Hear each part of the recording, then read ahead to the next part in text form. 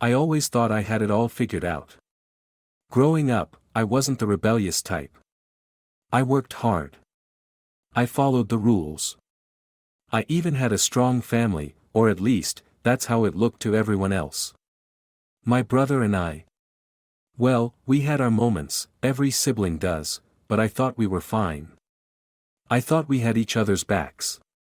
Until everything changed. When we were kids, I remember we were close. There were days when I thought we'd be the best of friends forever. But as we got older, something shifted. I was always the responsible one. The one who made my parents proud. My brother? Not so much.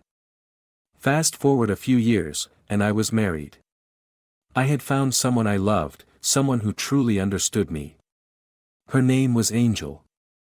She was everything I wanted. And life? It seemed perfect. My brother, on the other hand, well, he was still trying to find his way. The family didn't really talk about it, but I could tell things weren't going well for him. Still, I didn't mind. He was family. I figured he'd get it together eventually. I thought life was on track. I had a good job, a beautiful wife, and a peaceful home. We were building a life that many would envy. I was the kind of guy who stayed out of drama. I kept things simple. But as much as I thought I knew what was coming, I was wrong.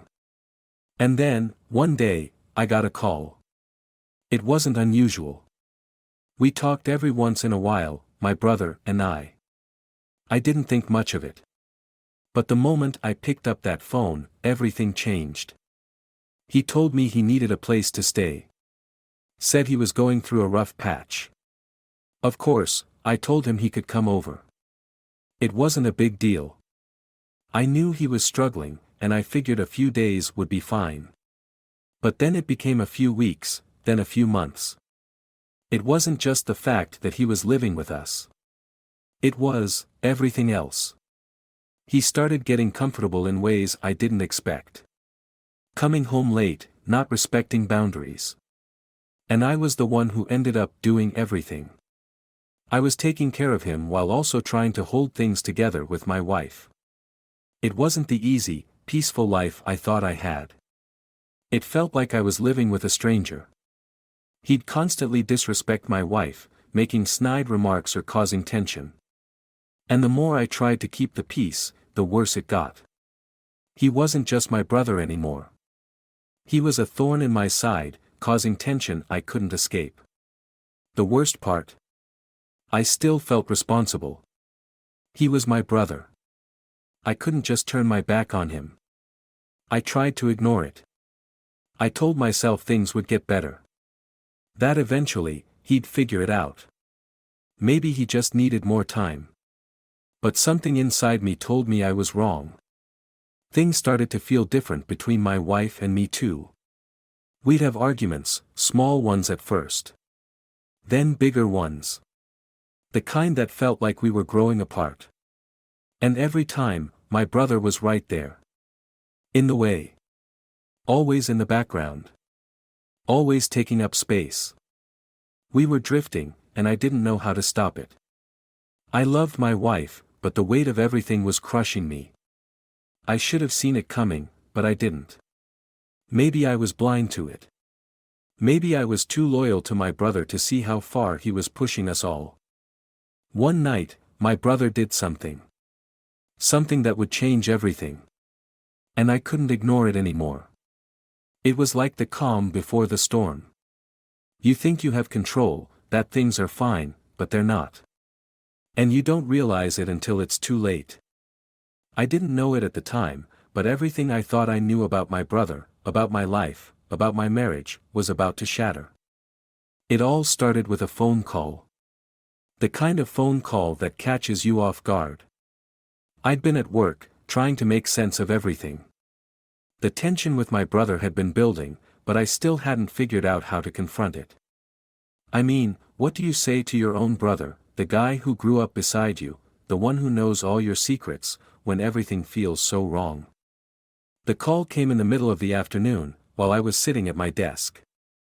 I looked down at my phone, and it was him. My brother. I hesitated. Normally, I'd just pick up without thinking twice. But that day, something in my gut told me this wasn't going to be just another check-in. I answered the phone. He didn't waste time with small talk. He asked if I could come home early. Said he needed to talk. Just that. No explanation. No, "Hey, how are you doing?" or "What's up?" It was just that simple request. I knew something was off. Maybe it was the urgency in his voice, or the fact that he never made requests like that unless something serious was happening. I told him I'd leave early, but even then, I wasn't prepared for what I was walking into. I walked into the house that day, and everything looked normal. My wife was in the kitchen, making dinner, as she always did. My brother was sitting in the living room, looking, well, like he always did. But the atmosphere was different. There was a weight to the air, something I couldn't pinpoint but could feel with every step I took inside. My brother stood up the moment I walked in, his face tense. He was trying to hide something. I could see it in his eyes, the way he avoided looking directly at me, the way he shifted uncomfortably when I walked toward him. I sat down across from him. And without any hesitation, he just said it. He told me, he was sleeping with my wife. The words hit me like a punch to the stomach. I think, for a second, I didn't even register what he was saying. I couldn't. It wasn't possible. My brother, my flesh and blood, was telling me that he had crossed the line. That line you can never come back from. I felt everything freeze. My brain wasn't catching up to my body. My hands, I remember, were shaking. I could feel the blood rush to my head, the room starting to spin, but I couldn't speak. Couldn't make sense of anything he just said. All I could hear was the sound of my heart thumping loudly in my chest, drowning out everything else. But he kept talking. He wasn't done. He told me it had been going on for months. He didn't even seem remorseful. It was like he was explaining some sort of arrangement, some kind of agreement, that had somehow made sense in his head. But in that moment, none of it made sense to me. Nothing in the world could have made sense of what I was hearing. I remember asking him, why? Just one word. Why? But his answer made everything worse. He told me that he'd always been attracted to her.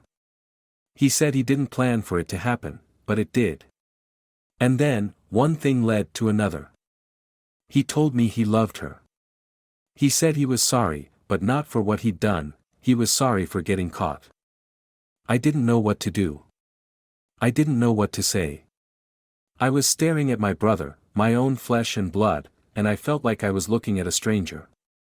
A total stranger who had just shattered everything I'd ever believed about loyalty, trust, and family.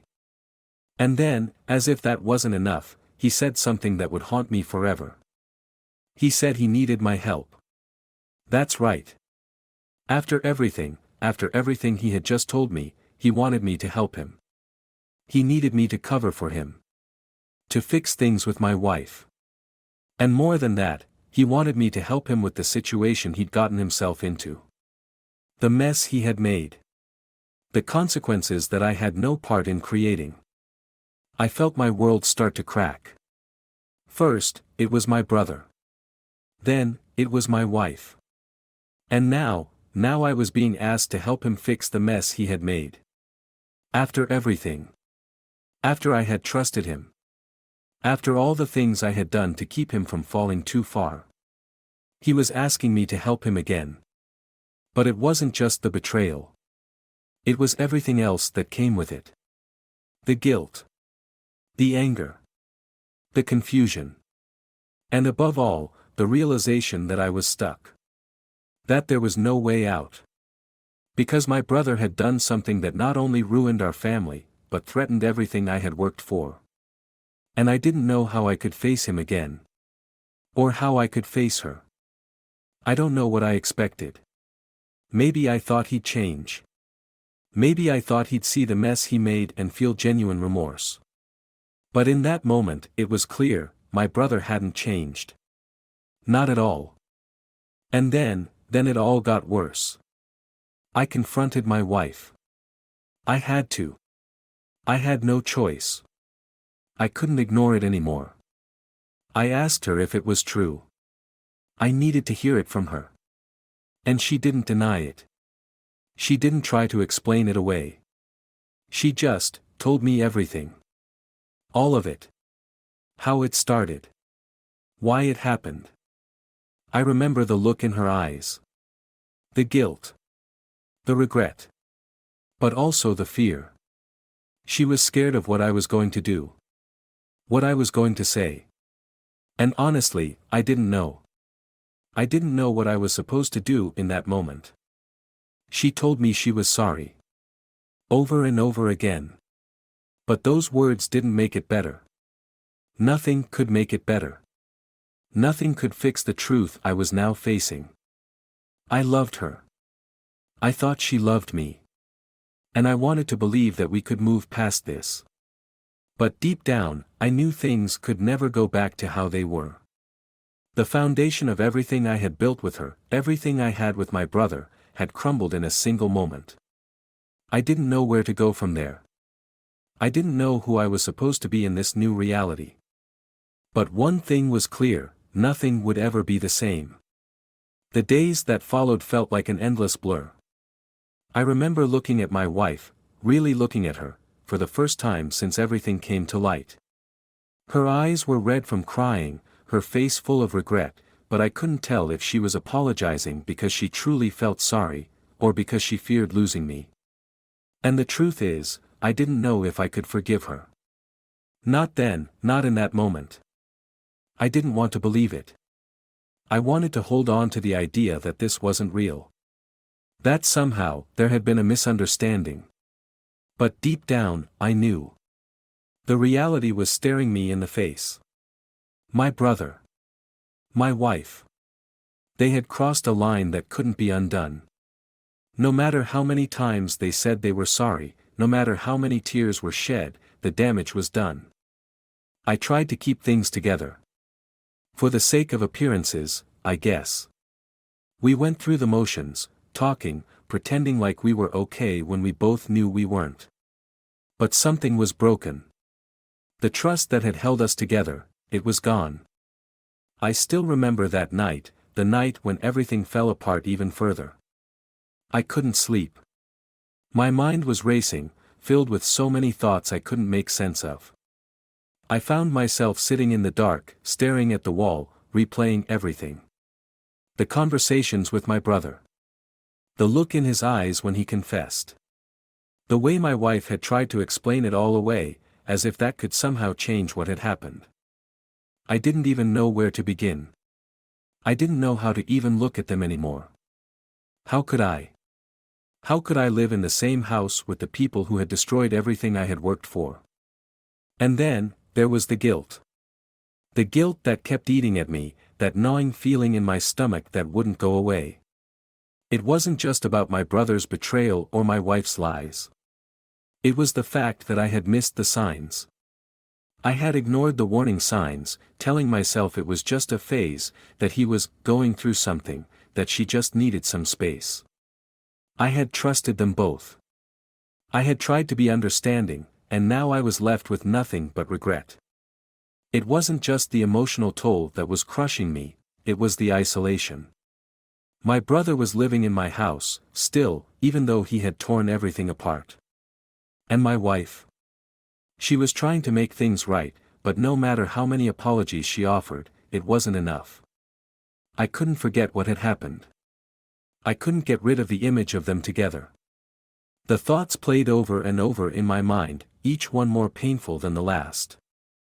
I started withdrawing. I spent less time at home. When I wasn't at work, I'd find excuses to leave. I couldn't face them. I couldn't look them in the eye without feeling like I was suffocating. The house, once filled with laughter and warmth, felt like a prison. My own home had become a place I couldn't escape from fast enough. I began spending more time outside, walking aimlessly, trying to clear my head. I drive to places I didn't even care about, just to get away. I remember one night, I sat in my car for hours, staring at the dark sky. It was so quiet. No noise, no distractions. Just me, alone with my thoughts. I felt completely alone in the world. Surrounded by people, yet so far away from everyone I loved. The thing about betrayal is that it doesn't just hurt you, it isolates you from the people you care about the most. My wife and I couldn't even have a normal conversation anymore. Every word felt like an accusation. Every glance felt loaded with judgment. And my brother? He might as well have been a ghost. We barely spoke. And when we did, it was awkward. Empty. He didn't seem to understand what he had done. Not really. He was still living in my house, but he might as well have been a stranger. One afternoon, I found myself sitting in the living room, just staring at my brother as he played on his phone. I couldn't help it, my thoughts just came crashing back. It was like I could see everything more clearly now. The lies. The manipulation. The way he had taken advantage of my kindness and my loyalty. I wanted to confront him. To scream at him, to demand answers for why he did what he did. But every time I opened my mouth, the words got stuck. I was so angry, so hurt, that I didn't know where to begin. It felt like nothing I said would change anything. And then came the guilt about my own actions. My wife was still trying to make amends. She'd apologize every day, tell me how much she regretted what had happened, how she wished she could undo everything. But there was a part of me that couldn't forgive her. Not yet. I had given her my trust, my heart. And she had betrayed that trust in the worst possible way. There were moments when I'd look at her and see the woman I once loved. And in those moments, I wanted to forgive her. I wanted things to go back to normal.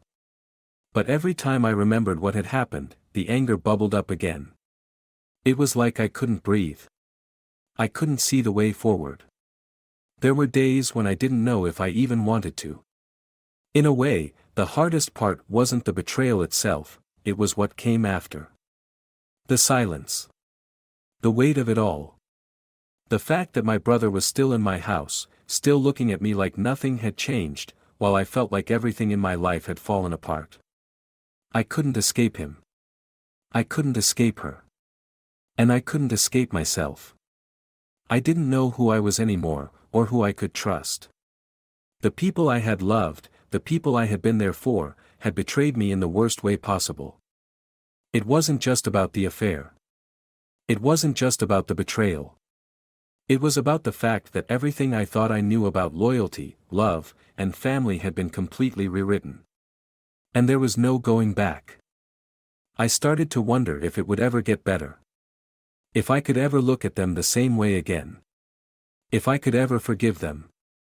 I was trapped in my own thoughts, in my own anger and pain. And I had no idea how to get out. I didn't know if I could ever forgive him. I didn't know if I could ever forgive her. I didn't know if I could ever forgive myself for allowing all of this to happen. One thing was certain though, everything had changed. And there was no going back. I spent days in a kind of numb fog. My mind was a mess of conflicting emotions, but it all seemed to fade when I was alone. When I was by myself, I could think clearly, or at least I tried to. But the second I saw them, my brother or my wife, everything inside me would tighten up. The anger, the disappointment, the guilt, all of it came rushing back. I couldn't escape it.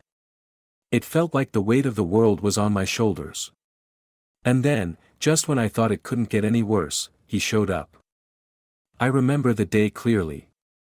I had just finished another grueling day at work, one of those days where you're too tired to think straight. I didn't want to go home, but I had no choice. I knew I had to face it. I walked into the house, and there he was, sitting on the couch as if nothing had changed. My brother.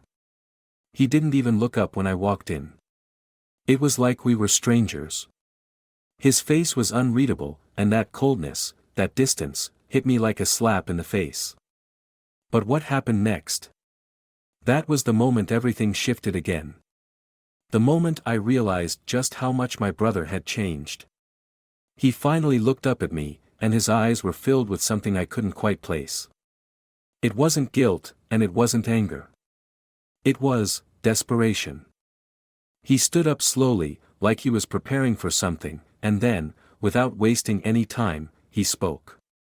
He told me that he needed my help. Not just any help, but something far more complicated. And he said it so matter-of-factly, like he was asking for a favor as simple as borrowing a car or a book. But what he said next would change everything. He told me that our parents had disowned him. That they had cut him off, left him with nothing. That they didn't want anything to do with him anymore. And the reason? It was all about what he had done. The affair. The betrayal. The damage he had caused to our family. Our parents didn't know the full extent, but they knew enough. They were disgusted by him, ashamed of him. And now, they were done. I remember the words echoing in my head, like they couldn't be real. How could they do that? I mean, sure, I was hurt, but he was still their son. Still their flesh and blood. But apparently, to them, blood meant nothing when it came to betrayal. They were done. And then, he made his offer. An offer that, honestly, took me by surprise. He told me that the inheritance, the $5 million, was mine. That our parents had left everything to me. But the offer wasn't just about money. It wasn't just about the money at all. He said that if I wanted to keep everything, to take what was rightfully mine, I had to help him. He wanted me to help him get back on his feet, to fix his relationship with our parents. To somehow convince them to take him back into their lives. He wanted my forgiveness, my support, my approval. He was asking me for a lifeline, and in return, he said that he would step out of my life completely. That he would give me space, that he wouldn't interfere. But he needed me to help him repair things with our parents. He needed me to make it right. And there it was. The offer. The proposition. The way out that he thought would work for both of us. He thought he could buy my forgiveness, buy his way back into the family with the promise of never showing his face again. But I couldn't get past the fact that he was trying to use me. He was trying to manipulate me, trying to make me the hero in a story I didn't want to be a part of. I had already lost so much. My trust in him was gone, my marriage was falling apart, and now he was asking me to help him, to take his side, to somehow undo the damage he'd caused to both our lives. I stood there, staring at him, trying to make sense of everything. How had it come to this? How had my brother, the person I had once shared everything with, become someone I couldn't even look at without feeling disgust? And yet here he was, asking for help, acting like I was the one who held the power to fix everything. But the worst part? Part of me wanted to say yes. I wanted to believe that he could change. That maybe, just maybe, we could fix what had been broken. That the money could somehow restore the balance, that if I helped him, if I tried to make amends, I could start to heal too. Maybe I could get back some semblance of peace. Maybe I could rebuild the shattered pieces of my life. But I knew I couldn't do it. Not like this. Not after everything. The more I thought about it, the angrier I became. He didn't deserve my help. He didn't deserve anything from me. And yet, here he was, making demands as though everything he had done could be erased just because he had nowhere else to turn. But then, something else hit me. The guilt. The overwhelming, suffocating guilt. My parents had disowned him, yes. But they had also cut me out of their lives in a way. They hadn't wanted to know the full truth. They hadn't wanted to know what had happened between me and my wife, or the fact that they had contributed, in a way, to all of this. They were just as guilty in their own way, but I had never held that against them, not until now. I didn't know what to do. I didn't know if I was supposed to help him. Could I really walk away from everything we had been? Could I let him destroy everything and then just let him go without consequences? And yet, there was a part of me that wanted to fix things. That wanted to believe that somehow, helping him could make everything okay again. But deep down, I knew that was impossible. I couldn't do it. I couldn't save him. I couldn't save myself. Not like this. Not with the weight of his betrayal still hanging over me. Not with the way I felt about him, about everything that had happened. So I told him no. I told him that I couldn't help him. That I couldn't be the one to fix things. And when I said it, it felt like a weight had been lifted off my chest. But at the same time, it felt like a door had been closed, permanently. I was closing the door on the one person who had once been my closest ally. And in doing so, I was sealing the fate of my family, of everything I had ever known. That was the last time I saw him. The last time he ever asked for anything from me. I don't know what happened to him after that. I don't know if he ever tried to reach out again. But I had made my choice. And now, I had to live with it. I had to live with the consequences of saying no. It didn't take long for the consequences of my decision to start hitting me. I thought maybe, just maybe, there was a chance I could live with my choice. That saying no to my brother, refusing to help him, would somehow bring peace. But the reality? The reality was much harder to swallow than I had imagined. The first consequence was my relationship with my wife. It seemed like every conversation we had was strained, like we were speaking different languages. She wanted to move on. She wanted to find a way to repair what had been broken between us. But I just couldn't do it. I couldn't look at her and pretend everything was fine. Every time I saw her, I remembered what had happened, and I couldn't escape the fact that the trust one had in her was gone. The love I thought we had, it was different now. I tried to force myself to stay, to make it work. But the truth was, I didn't know if I even wanted to anymore. I didn't know if I could find a way to forgive her. And every time I told her I needed space, it seemed like she was trying harder to win me back. But the more she tried, the more distant I became. And the more I withdrew, the more I felt like a stranger in my own life. But it wasn't just her. My brother, he wasn't done with me. Despite everything, he wasn't done. I could feel the weight of his decision on me, like he was still trying to force himself back into my life. There were times I would wake up in the middle of the night to a message or a missed call from him. Sometimes it was a text, short and blunt, "I still need your help. Please, I can't do this alone." Other times, he'd try to catch me when I left work, walking up to my car with that same look of desperation in his eyes. "Just talk to me," he'd say. "Please. I'll do anything." The more he begged, the angrier I became. Didn't he understand? Didn't he see how much he had hurt me? How much he had hurt us? Why couldn't he just leave me alone?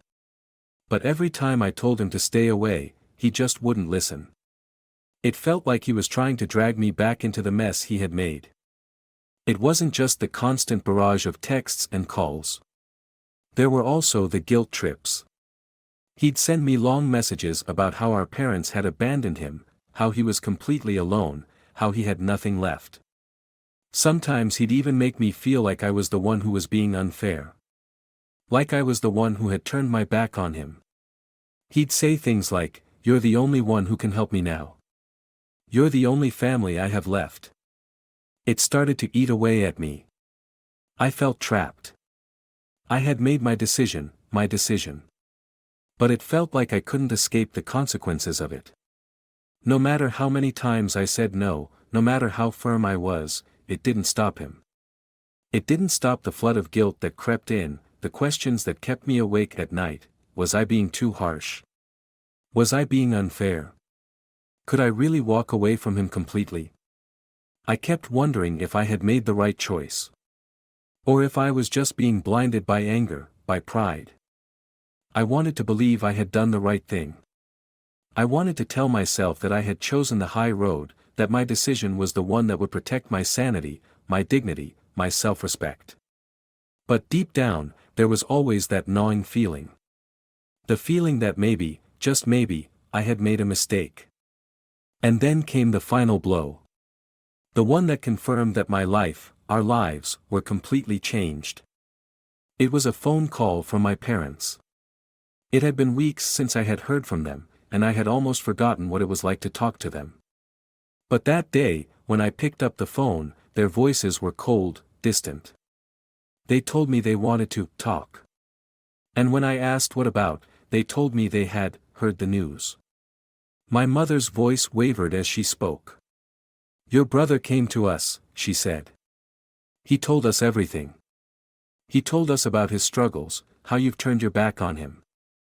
I tried to explain.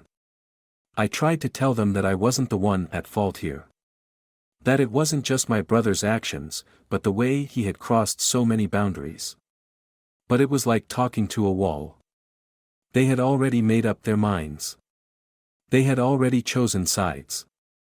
They told me they were disappointed. That they didn't understand why I couldn't just forgive my brother. "Family is family," my father said, his voice cold and disappointed. "You have to stick together. No matter what." And in that moment, I felt the weight of everything. All the years of hard work, of trying to make a life for myself, had been wiped away in one phone call. My parents, were no longer in my corner. They had sided with him. They had sided with the person who had ruined everything. And now, they were turning their backs on me, too. I knew, in that moment, that my decision wasn't just about my brother. It wasn't just about my wife. It wasn't just about betrayal. It was about my entire family, about everything I had believed in, everything I had worked so hard to hold together. It was all falling apart. And there was nothing I could do to stop it. I couldn't take back what I had done.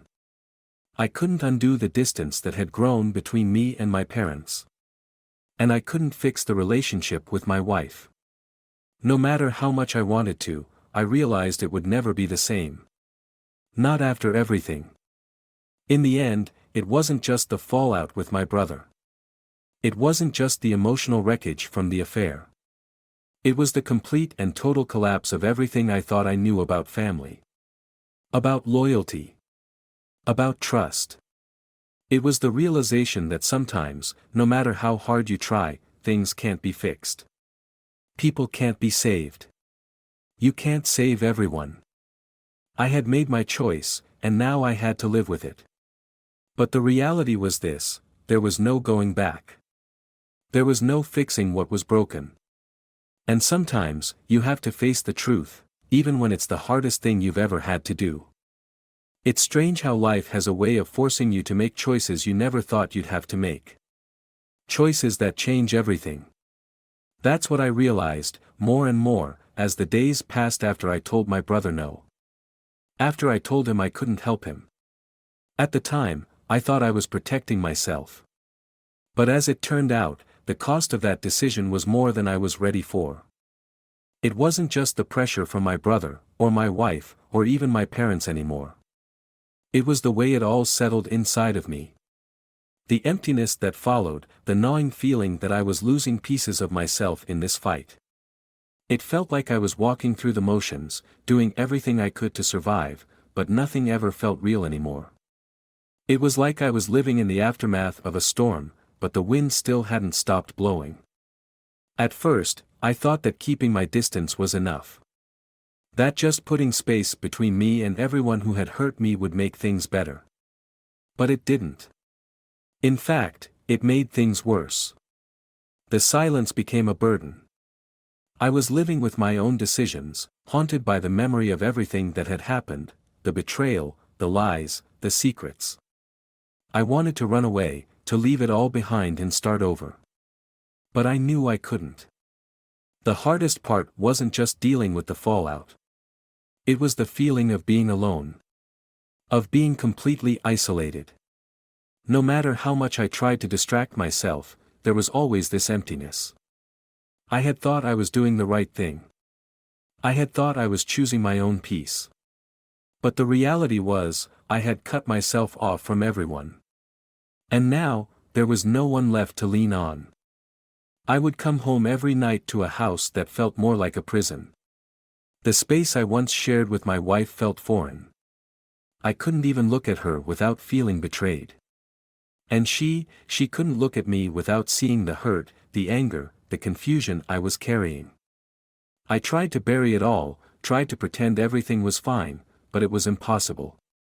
Every time I walked through that door, it was like I was walking into a different world, one that no longer felt like home. I don't know when exactly it happened, but eventually, my wife and I stopped talking altogether. There was no argument, no final fight. It just stopped. She spent more time away from the house, and I spent more time at work, avoiding the reality we were both too scared to face. I think we both knew, deep down, that the trust was gone. That no matter how hard we tried to fix it, we were broken beyond repair. But as the weeks went by, something shifted in me. Something I hadn't expected. I started to realize that I couldn't keep blaming my brother, or my wife, or my parents, or anyone else for the mess my life had become. The truth is, I was just as responsible. I had let myself get swept up in it all. I had let the anger, the hurt, the bitterness take over. And somewhere along the way, I had lost sight of what I really wanted. It wasn't about forgiveness anymore. It wasn't about getting anyone back, or making anyone feel guilty. It was about me. It was about reclaiming my own life, my own happiness.